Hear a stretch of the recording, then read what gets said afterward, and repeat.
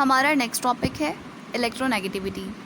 Students, अगर दो similar atoms के दरमियान कोवैलेंट बॉन्ड फॉर्म हो रहा है, यानी फॉर एग्ज़ाम्पल हमने क्लोरीन का मॉलिक्यूल लिया है जिसमें दोनों एटम्स जो हैं वो क्लोरीन के हैं, या हाइड्रोजन का मॉलिक्यूल लिया जिसमें दोनों एटम्स हाइड्रोजन के हैं, तो इनके दरमियान जो बॉन्ड बनेगा वो नॉन पोलर कोवैलेंट बॉन्ड होगा।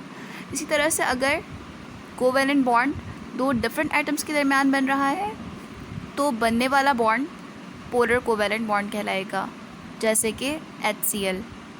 स्टूडेंट्स, यहाँ पर हमने वर्ड यूज़ किया है पोलर, जो कि लफ्ज़ पोल से अराइज हुआ है। तो जानते हैं कि इसका मतलब क्या है।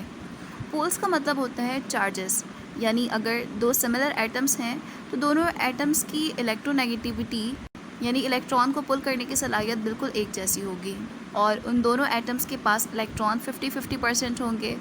लेकिन अगर एक एटम जो है वो मेटल है और दूसरा नॉन मेटल है, तो जाहिर है कि नॉन मेटल्स जो होते हैं उनकी इलेक्ट्रोनेगेटिविटी ज़्यादा होती है और वो इलेक्ट्रॉन को पुल करने की सलाहियत उनमें ज़्यादा होती है, तो वो इलेक्ट्रॉन को ज़्यादा पुल करेंगे, जिसकी वजह कर हम उसे इलेक्ट्रोनेगेटिव कहते हैं। यानी अगर HCl की बात करें तो यहाँ पर जो क्लोरीन है वो नॉन मेटल है, और हाइड्रोजन को हमने पीरियोडिक टेबल में ग्रुप 1A में रखा है, जो कि मेटालिक प्रॉपर्टीज़ रखता है अपने अंदर, और इलेक्ट्रोपॉजिटिव होते हैं ये। तो जब क्लोरीन हाइड्रोजन के साथ कोवैलेंट बॉन्ड बनाएगा तो वो इलेक्ट्रॉन जो आपस में दोनों शेयर कर रहे हैं, क्लोरीन में ये सलाहियत ज़्यादा होगी कि वो इलेक्ट्रॉन को ज़्यादा पुल करे और अपने पास ज़्यादा रखे इलेक्ट्रॉन को, क्योंकि वो इलेक्ट्रोनेगेटिव एलिमेंट है। इसके नतीजे में ये होगा कि एक पार्शियल चार्ज डेवलप होगा दोनों के ऊपर, यानी जो इलेक्ट्रॉन ज़्यादा पुल कर रहा है उसके ऊपर पार्शियल नेगेटिव चार्ज होगा, जबकि इलेक्ट्रॉन जिसके पास कम होगा उसके ऊपर पॉजिटिव चार्ज आएगा। यानी ये चार्ज जो होगा वो ट्रू नहीं होगा, बल्कि अनइक्वल डिस्ट्रीब्यूशन ऑफ इलेक्ट्रॉन की वजह कर पार्शियल चार्जेस डेवलप होंगे। अब हम इलेक्ट्रोनेगेटिविटी की डेफिनेशन देख लेते हैं।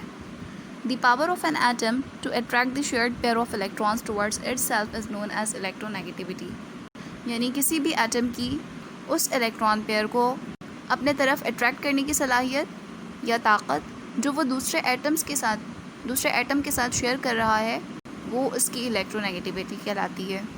स्टूडेंट्स, आपकी बुक में एक पीरियोडिक टेबल गिवन है और उसमें इलेक्ट्रोनेगेटिविटी की वैल्यूज़ भी गिवन है साथ में एलिमेंट्स की, और यहाँ पर ट्रेंड भी शो किया गया है इलेक्ट्रोनेगेटिविटी का कि ग्रुप में क्या ट्रेंड है और पीरियड में क्या ट्रेंड है।